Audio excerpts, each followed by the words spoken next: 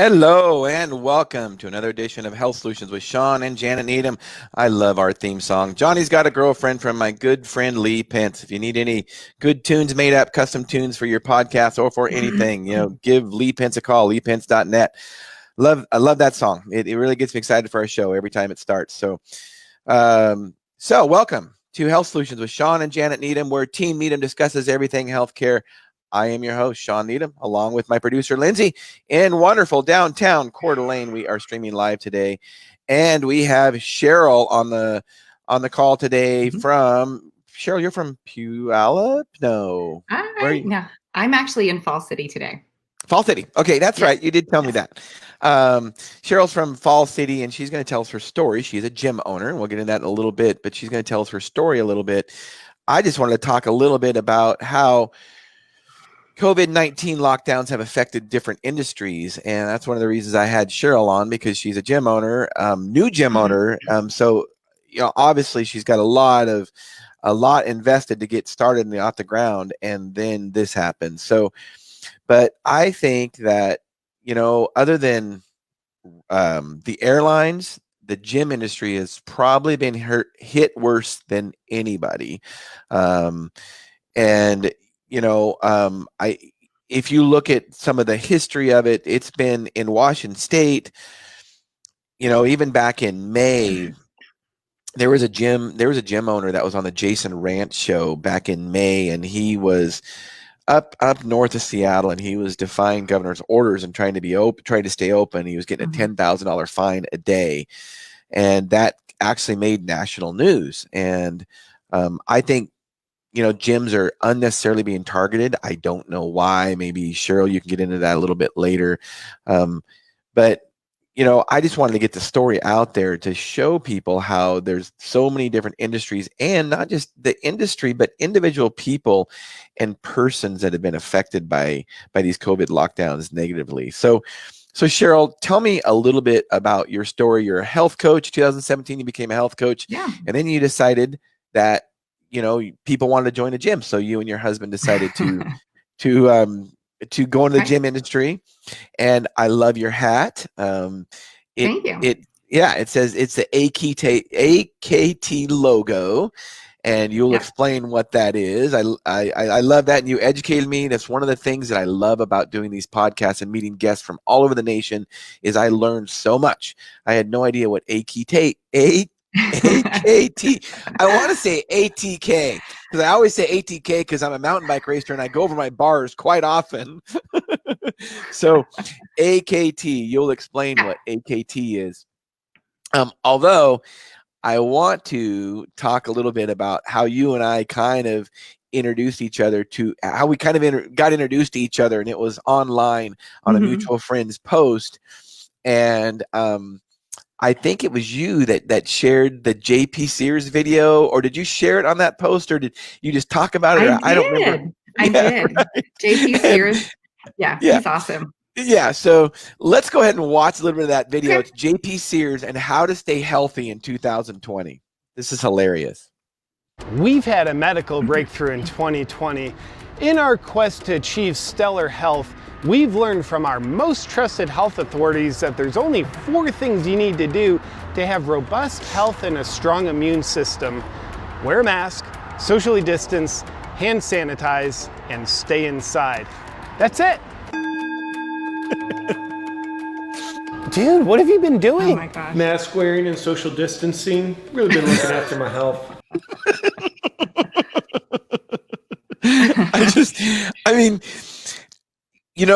He does those videos as satire, but he also, if you follow JP Sears at all, we laugh at it because there's so much truth to it. And when you think about the silliness of how to stay healthy in 2020, and we are being told those 4 things, that's how to stay healthy. He does some other videos too about staying out of gyms, or when you go to the gym, you got to wear a mask and all this kind of stuff. And it just piggybacks onto how ridiculous some of these things are. So that's how Sheryl and I got introduced to each other. And we just kind of went from there, and I decided to have you on our podcast so you could tell your story. So let you talk and tell your story. back from 2017 when you decided to be a personal trainer and then own a gym. Yeah. Great. Thank you for having me. I'm really excited to be here.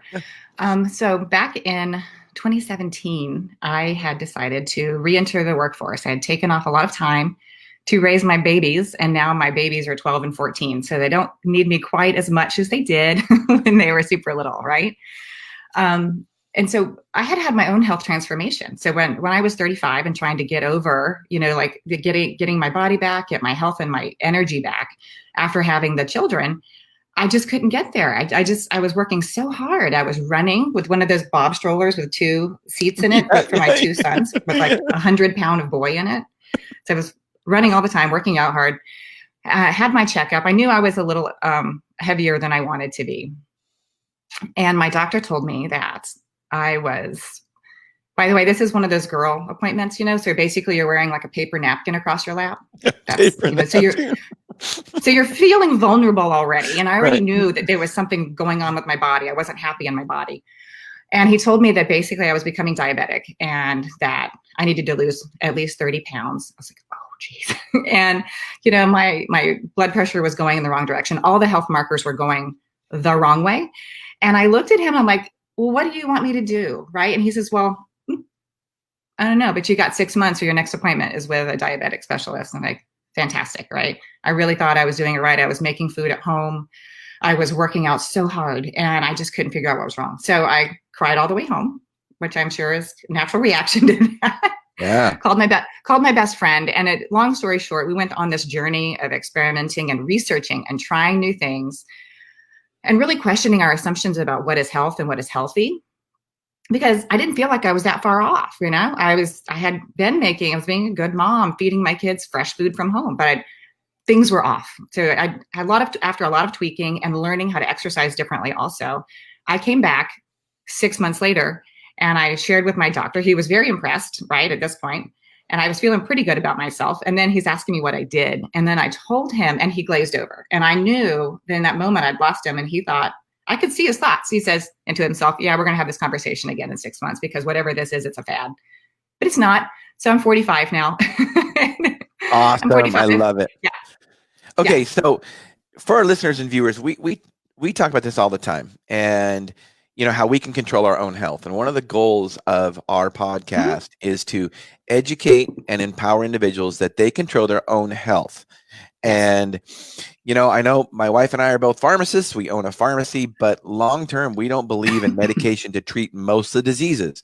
That's what changed mine and Janet's life many years ago when we decided we had an epiphany moment with a patient that was on 20 different medications, including some for diabetes and high blood pressure, all the things you're talking about, plus some. And we weren't helping her at all. So we decided we want to change people's lives by educating them that they can change their lives by diet, exercise, and sleep. So because we have so many patients that we're in the same boat as you are, I want to know for myself and for our listeners and viewers, what did you do? Because you look amazing now. You're 45 years old. You look amazing. I can't believe that you were quote unquote pre-diabetic. What, 3 years ago?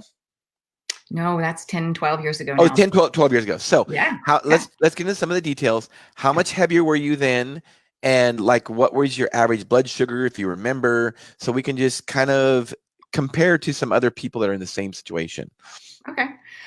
Because honestly, it's been so long now that I don't remember the exact number, but I do know that I was on the border of it. So I know that I was borderline diabetic, right? And I weighed around 170-ish or so. I'm 5'7". Okay. Yeah, and I'm 139-ish right now. Mm-hmm.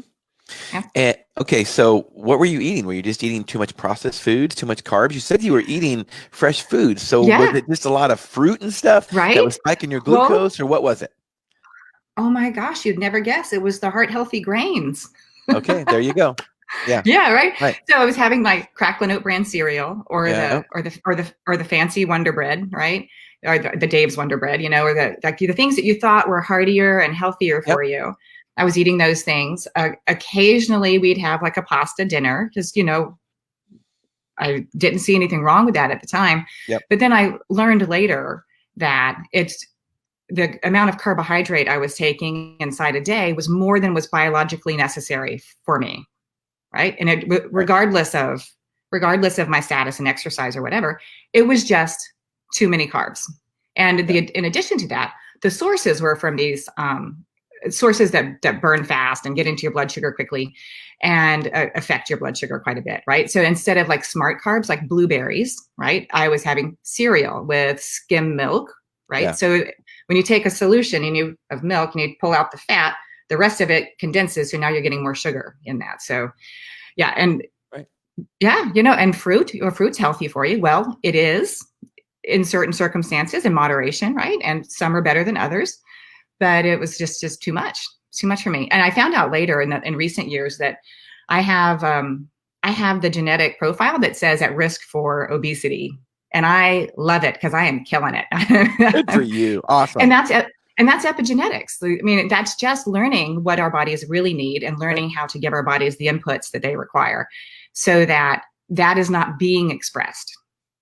Yeah, right. I mean, we tell people on the show quite often is that, yeah, I get it. I don't, maybe you have bad genes. I get that, but that doesn't mean that you can't change the way your genes are expressed. We can't change our genetics, but we can change the way our genes are expressed by what we eat, exercise, and diet. And that's exactly what you have done. So congratulations to you. And I love hearing that story because you've changed your life around, and everybody's different when it comes to diet.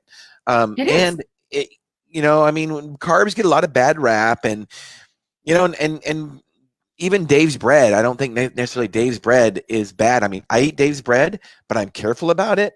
It's after I do a long bike ride, I need carbs right then, so you just got to be careful about the carbs, and, depending on exercise level and just how your body tolerates them too. So kudos to you for changing your life. So there you changed your life. And by the way, that was probably the time your kids were really maybe starting to get interested in the way they eat and stuff like that. So you were a good role model for your kids because did you say they were 12 and 14 then? Is it correct? They're 12 and 14 years old now. Oh, so okay. Back then they were 2 and 4-ish. So right around that age group right there. Yeah. And so they were young.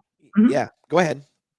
Yeah, they were young. And my youngest child, this is a whole different conversation. We could get into the weeds, right? But when both of my kids, I had had a high risk complicated pregnancy with my first son. So they were both C-section children. Interestingly enough, that's another topic, right? They have suffered from that. And we know now what that means. They should have been inoculated with natural bacteria and that kind of thing, but it's just too sterile, blah, blah, blah, right? Yep. So anyway, we were struggling with some health issues with one of my sons with asthma and allergies and rashiness and terrible things. So we have had to overhaul the diet for everybody basically around that same time. So they have grown up in a fairly gluten-free environment with, home cooked meals, a lot of fresh vegetables, healthy proteins, that kind of stuff. But you know what? They're still teenagers and they still want to go and have pizza with their friends, or they still want to go. Sure. It's not perfect, but you know what? We don't have to be perfect when our baseline health is really solid. Well, and it just shows what a good role model you were as a mother to that, the solution to their problems, allergies, asthma, whatever that was not necessarily another medication. It was, hey, let's change your diet first. And so many people's diseases can be modified or eliminated by diet. You don't need some fancy drug. Food is very powerful. So fast forward to 2017, you decided to become a health coach. Yes. And then a gym owner. So fast forward to that. Okay. So by the time 2017 had come around, I had been in that wellness space as a hobby, and as a passion for many years by then. It's almost probably 8-10 years by that point. And then decided I'd just make it official, right? Because I was already telling everybody everything. So I made it official and got the structure to do that and the certification to do that with the general public. And I enjoyed doing that for several years. But that was small groups, right? So it was just one-on-one private coaching and small groups. And that was perfect at the time because, again, I'm matching my activities with the needs of my children and my family. So I didn't have a lot of time to give to stuff, but I had some time to devote to it. And then as time went on, I wanted to do more. I wanted to have a bigger business, and I wanted to, my background is in business and marketing. I've always wanted to run my own business, and my little health coaching practice was never going to get there. So I thought, how else can I help people inside this health and wellness space, and started researching around. And that's where we came to getting into fitness, and we found out that AKT was a brand new concept, and it was just coming available in Washington State. So we grabbed the first 3 licenses for Washington State.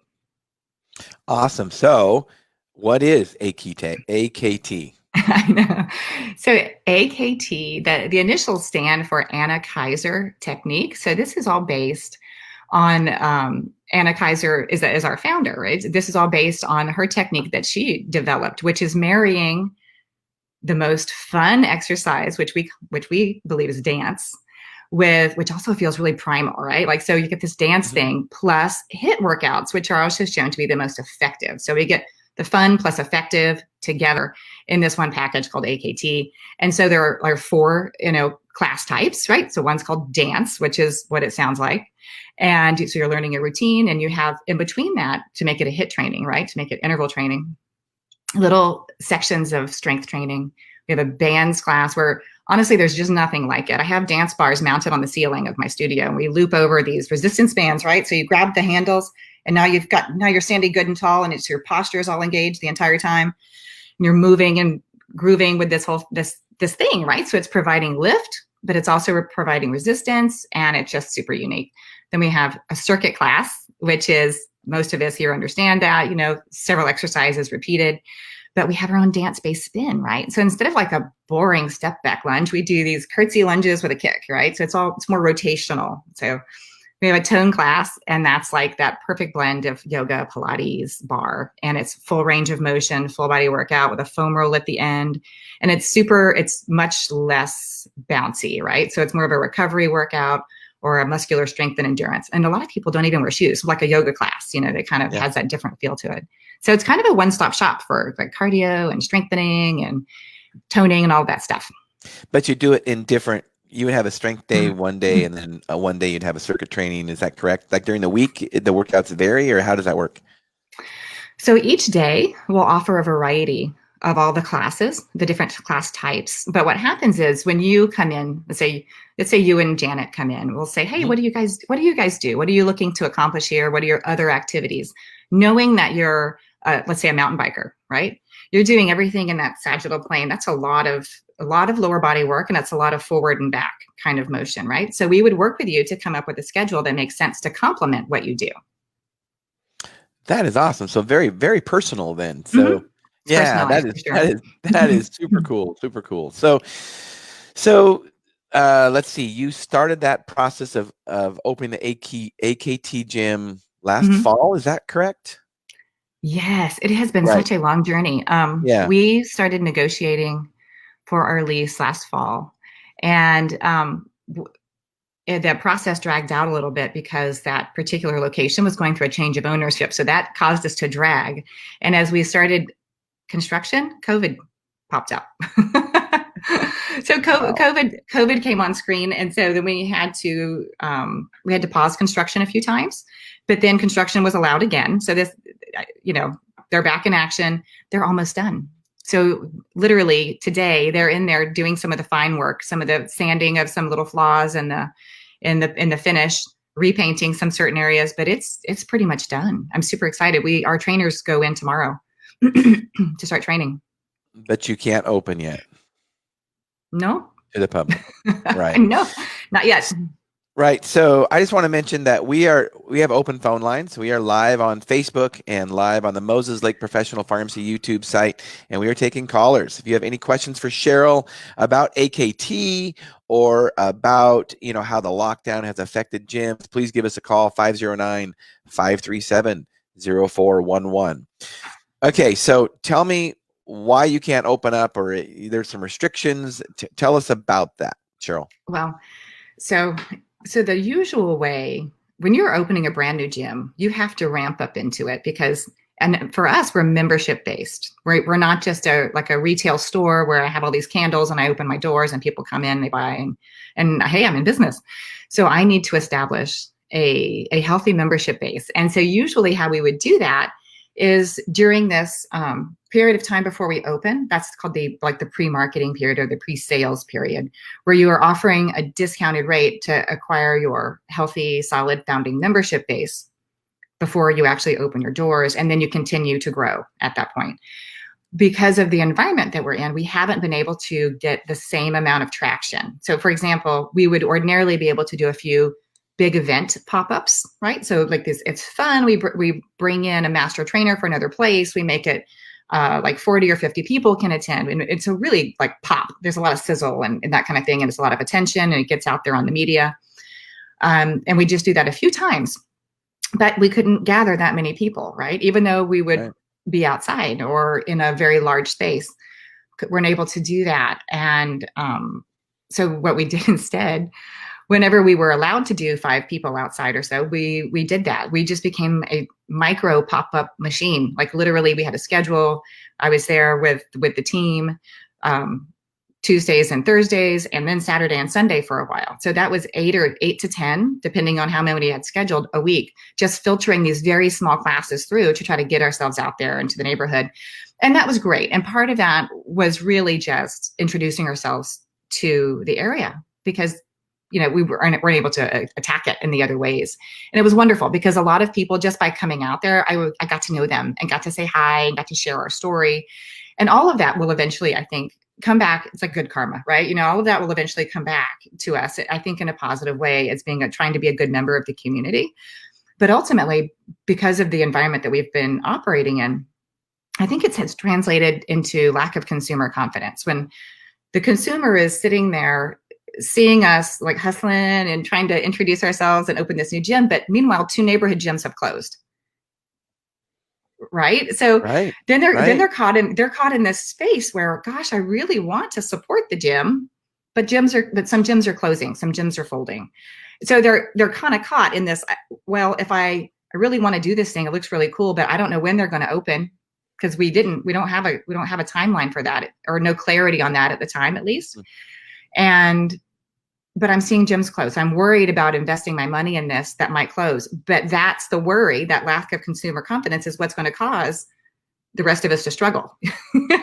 Right. It's like this little vicious cycle loop thing, Well, and the way some of the regulations have loosened up and then they tightened and then back they came up. back. Yeah. Right. I mean, I can honestly tell you, I'm not a member of a gym. I've got a pretty good gym at home, but I would be very skeptical of joining a gym right now because I wouldn't know when I could work out and if I could work out next month and if the gym's going to still be there next month. I mean, what is it? 24-hour Fitness and Gold's Gym have both filed bankruptcy. I mean, those are big players. They are. And they both filed bankruptcy. The gym industry has been hit really hard. And definitely. Yeah. Yeah. It's been really unfortunate to see that happening.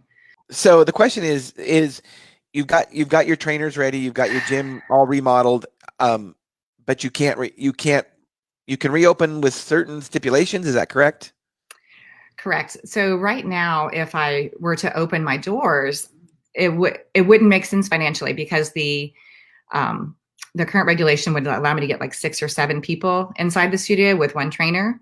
And that's just not enough. That's just not enough to make it work for me. I'd need at least 10 for it to start making sense, right? And a sight line to doing better than that. Because let's say, for example, it's 5 people per class and we're in that space for a long time. If we're in that space for a long time and I'm paying the expenses of running an open gym and only getting a fraction of the revenue that we need to make it work, it just doesn't make sense. So we're trying to pause after we get everybody trained.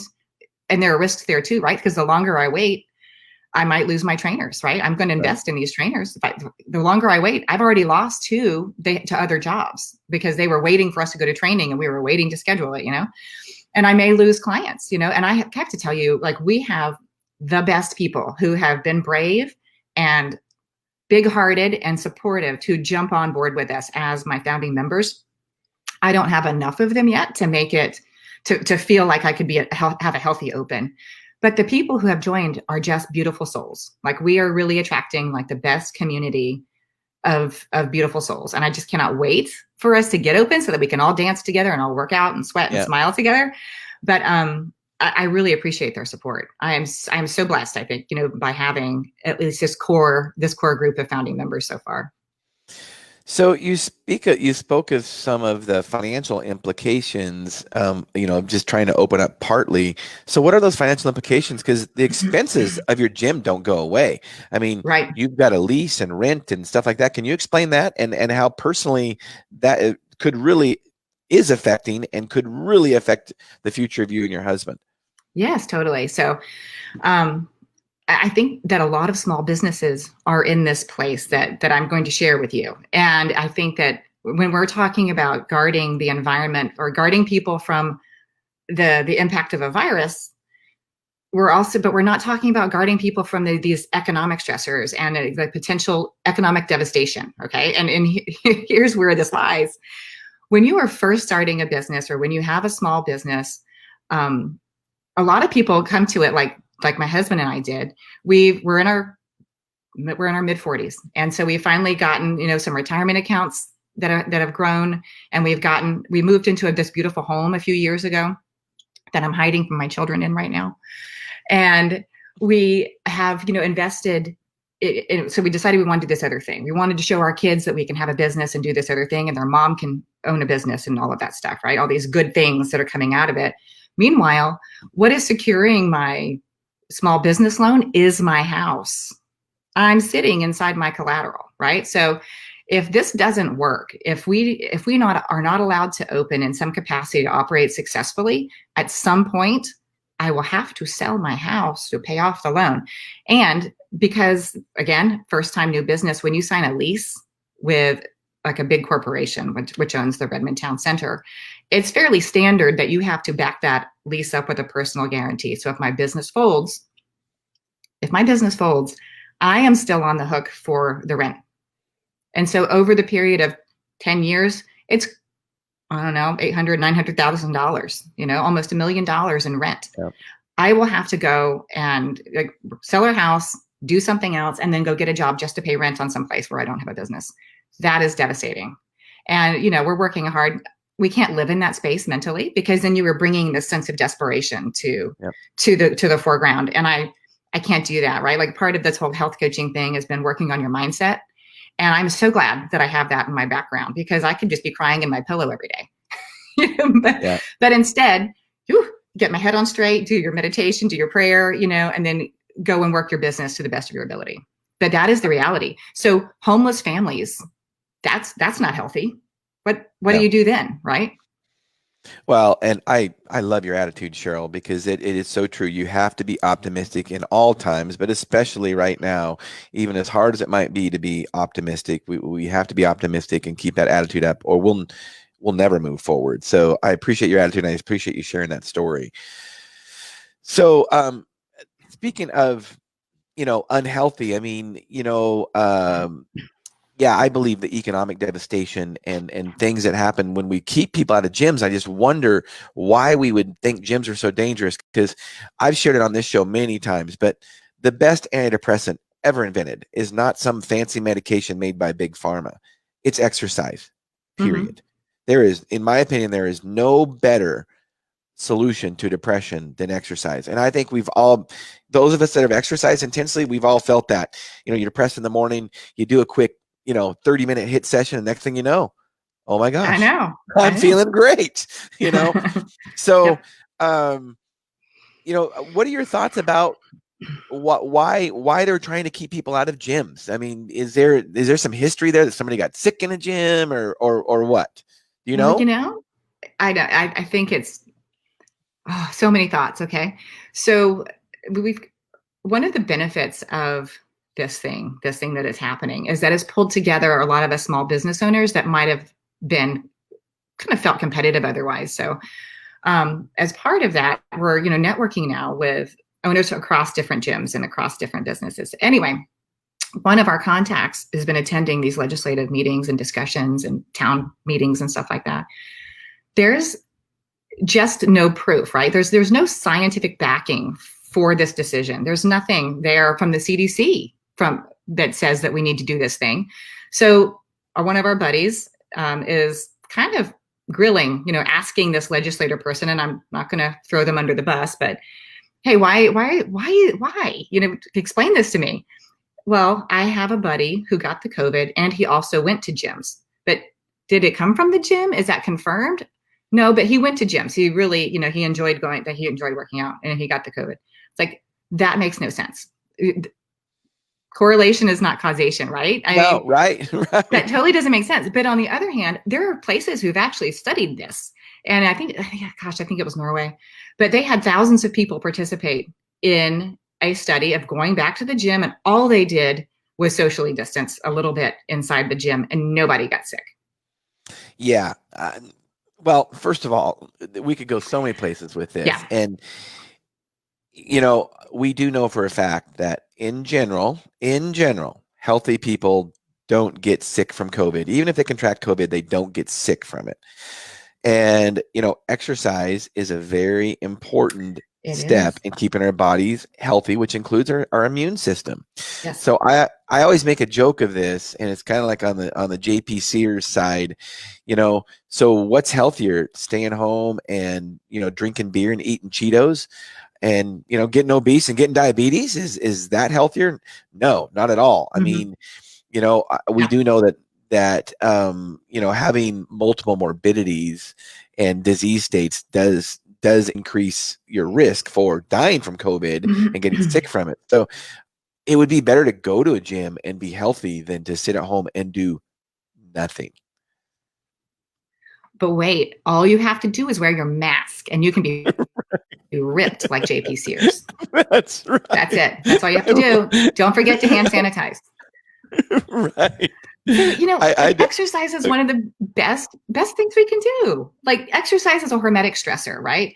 And so what that means is it's a healthy dose of stress for your body that your body adapts to, so that it makes you stronger and harder to kill and all of your other parts of your life, right? And so so what are some of the things that we get out of exercise? Like, we've talked about like the mental boost, right? The endorphins and all of that stuff, right, and just making you feel better.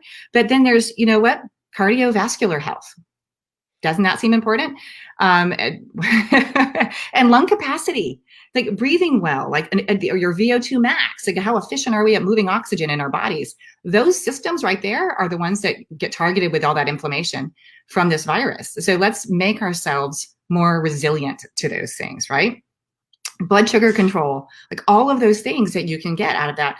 Plus community, like so many people are missing their community right now, like connection is like vital to our health. We don't think about that enough. We don't think about how much we need each other, right? And all of these restrictions and fear mongering that's out there are making us fearful of just a hug from a friend, right? Well, and you mentioned in our pre-show call, you mentioned how the government is creating an environment with us people where we feel powerless, and we're just waiting for them to make the next decision. Yeah. Like you're just waiting that they can tell you, well, you can open up fully. And I mean, talk a little bit about that, how, because you're talking to, that it seems like they're taking away our network of people too. We can't, talk to people physically as much as we could and stuff. So, will you share that a little bit about that, your opinion about that? Yeah, I think, what I see happening, okay, my perspective on this is that we're just being told, basically the JP Sears things, we're told to stay, socially distanced and wear a mask and doing all these things. And listen for the next update. We'll tell you what businesses you can go to and how often and how many, right? But nobody is sharing with us, not that I have heard, nobody is sharing what we can do for ourselves. So it has created this sense of powerlessness. We're waiting for somebody else to tell us what to do. We're waiting for somebody else to give us information on how to run our lives, instead of sharing things with us that you can do every day to take some of your power back and feel like that you are doing good things for yourself, right?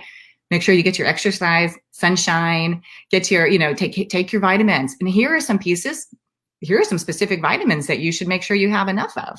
And I feel like it's criminal. I feel like there's enough out there right now for us to know how important it is to take care of our bodies, to get good sleep, to have an anti-inflammatory lifestyle that says I've heard that they're considering reclassifying coronavirus as a disease of inflammation, because it doesn't just affect your lungs, it's inflammation in other places too, right? Why can't we talk about those things? Why can't we start talking about eating your fresh vegetables and taking your vitamin D or getting fresh sunshine and all of this stuff? Why not? I don't get it. Yeah, that would make too much rational sense. I mean, oh yeah, that's right.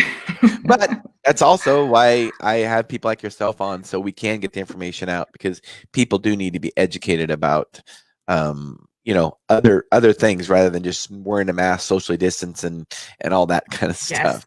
And so tell me a little bit. You watched a show, a podcast. Yeah. Oh yeah. Yeah. Tell me about that podcast. I don't remember the details. Tell me a little bit about it. Yeah. So it's produced by Radiolab, and the podcast title was Invisible Allies. And I totally, everybody should just go listen. It's very informative, and it was actually an engaging podcast too. And so basically the story is, it's like, it began with this question: why isn't our homeless population being decimated by this? Right? You'd think that this would be, they're not getting great healthcare, right? They're probably not getting great sleep. They may have other underlying conditions, and in Seattle, there's a lot of drug abuse and things like that are happening.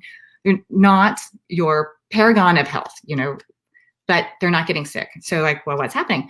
And I think initially the thought process was, well, they're not like really, they kind of have their own community, their own culture, and they're not on airplanes going to foreign destinations. They're not going to the big business conferences. They're not mixing so much with the people who had picked it up, right? With vectors. They haven't mixed so much. Mm-hmm. And they were waiting for the other shoe to drop, and it never happened. So then they start calling their, buddies across the nation. Hey, what's going on with your population? What's going on there? Nothing. We're just waiting to see what happens. And it never hit. And they were like, why? Okay, this has gone on long enough. Now it's time to like dig in and like study this thing. So they started doing blood tests, and they figured that at the time that they took their blood test, 40% of the people were positive, but completely asymptomatic, right? Completely asymptomatic at that point. So they dug a little deeper, and like, what's happening there? They had adequate levels of vitamin D. It's huge. Vitamin D is an important component in your health, right? And they're like, why is that? They spend all this time outside, right? It's natural sunshine. This is a population that's not stuck behind a computer desk all day, right? It's fascinating. It's totally fascinating. So why isn't that everywhere? Like, I haven't heard, that on the evening news, but granted, I kind of tapped out of the evening news a long time ago. Good for you. Yeah. So then they started digging, that idea is going around in certain circles. And then we were having some people get sick overseas, like people on boats. I think it was Merchant Marine, because I don't remember the detail now, but they were getting sick. So they were already sick. They were coming into port and overwhelming the hospitals where they were. So they started erecting tent hospitals. And they were significantly ill. So they started, this idea is going around. So like, well, what can we do? And they pulled their hospital beds into the sunshine, and immediately the death rate dropped by 2/3. Wow. Yeah. It is getting out there more about the importance of vitamin D in COVID, and with anything for sure. But I think if there's one, I tell many people that if there's one supplement you can take, it would be vitamin D, because most people are low, and most of us don't get enough of it because we're not outside enough. And if we are outside, what do? We wear sunscreen, right? Because we don't want to get sunburned or we don't want to get skin cancer. So, and I see some change in that pattern a little bit. Maybe I think it's driving the dermatologist nuts, but right. It kind of is what it is. What is the do you see anything in the future of a timeline? Have you heard anything? Is there a date that you have that you think that your gym can open full time, or do you know any of that yet? This is such a hard one, because nobody wants this open more than I do. Let me tell you. Right. Yeah. So we will literally be ready to rock and roll by mid-October. I have got a great team. Some of them are already trained up. So we're just trying to get everybody else on board with that. I'll be ready rock and roll by middle to end of October, but we need a sight line to having that, 10 people in there or at least 50% capacity in order for it to make sense, right? Because we're pulling on all those other expenses at that time. So I don't know. And I don't like living with that uncertainty, but which is the same environment that everybody else is in here right now. So let's back up a little bit. And you talked about human connection, and you talked about, you read a book about human longevity. Is that correct? Yeah, actually. And how important connection was. So let's tell us, speaking of social distancing and government regulations, making us safer, let's talk about what you have read up on about how the people that lived the longest actually had great human connection. Tell us about that. Yeah, so it was the Longevity Project, and I think I watched the documentary that's based on the book in 2012, and the biggest takeaway. So this was like the world's, I think, longest study. It's like an 8-decade study, right? And so it's studying our oldest humans and trying to figure out how they got there, how they got to be so extraordinary. And as they dug deeper, there were some pieces that were some common themes, like, a lot of them lived in the same areas their whole lives, or that they ate local seasonal produce, and and the people in France are sometimes known for poo-pooing. Oh, you don't eat that. That's not in season right now. It's just, so that was some kind of fun things. But the one piece, the big takeaway for me was that they all had solid communities and human connection. They often raised their children like as a tribe. We talked about that in the neighborhood, about it takes a village because we're carpooling everywhere, but they lived that. They really did. And even when a spouse died, they felt adequately supported. And it's, what? They weren't the most privileged people. They weren't the diehard workers either, but they found a way to have peaceful, happy lives. And human connection. I mean, at the end of the day, that was my biggest takeaway, was human connection and feeling supported by your community and feeling like a part of a living community. Well, and they didn't live in sanitary times either, by the way. That this is the generation that survived the Spanish flu, and that also survived several different world skirmishes. So they didn't have the perfect life, not at all. Well, we're definitely not created to be alone, and I think social distancing and makes that worse. And I don't think we're created to wear a mask either. And my hope and prayer is that this is not the new normal, that 10 years from now we're not ordinarily wearing masks all the time to prevent some kind of disease, because I think our bodies are created to fight viruses if we take care of our bodies. We've been doing that for thousands of years, and I think it's important to see that human connection. I mean, I don't like it when I can't see somebody's face. And I think we're created to be around people and to see people. So no, thank you for sharing that. So how, in the last couple of minutes, we're going to wrap this up. In the next couple of minutes, what is your ultimate goal for your gym? When you can open up, what's the ultimate goal? Well, my mission my personal mission has been the same since about 2017 or so, when I decided to become a health coach, and that was to help people become that healthiest, happiest version of themselves. And so part of that is creating a space for physical wellness, but it's also creating a space for mental wellness. And that's where we're trying to provide a fitness center, but we are building this gorgeous, beautiful, high-tech place. But more than that, we are building a community of beautiful souls. We are creating that space to have connection and to support each other on our journeys to health and wellness. Awesome. So how do people join your gym? What's the best way to get a hold of you and join your gym? Yeah. So we are AKT in Redmond, Washington. And you can find us on Instagram at the AKT Redmond, or find us on Facebook, or just look around. we're there in the community. I can also share my email address if anybody has any specific questions or wants to reach out to me personally. I talk to all of my members. Everybody that comes on board with me gets a call, and we try to get to know each other to really become part of that community. So I'm 100% happy to share my email address if that's helpful. Perfect. And we are streaming your name on the bottom of the screen. So if you guys want to get a hold of Yes. Sheryl, you can get a hold of her on Facebook. That's how I originally got a hold of her. I messaged her on Mhm. Facebook. And hey, look at Oh there. yeah. Look at that. me. Look at my space. Yeah. It's going to look like that. We're almost done. Yeah, that's Isn't that awesome. beautiful? So I want you to be so successful, and I love your concept. Bringing some fun into fitness and just building the community. That's super, super cool.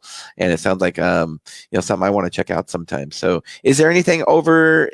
There's 3 in Washington. We're at Washington. You said there's 3 licenses in Washington. So this is our first of 3. So Redmond, and then we also have the licenses for Bellevue and Kirkland. We were looking at that Totem Lake area. So maybe we'll hit. So you got all 3 licenses, and you're going to open 3 gyms.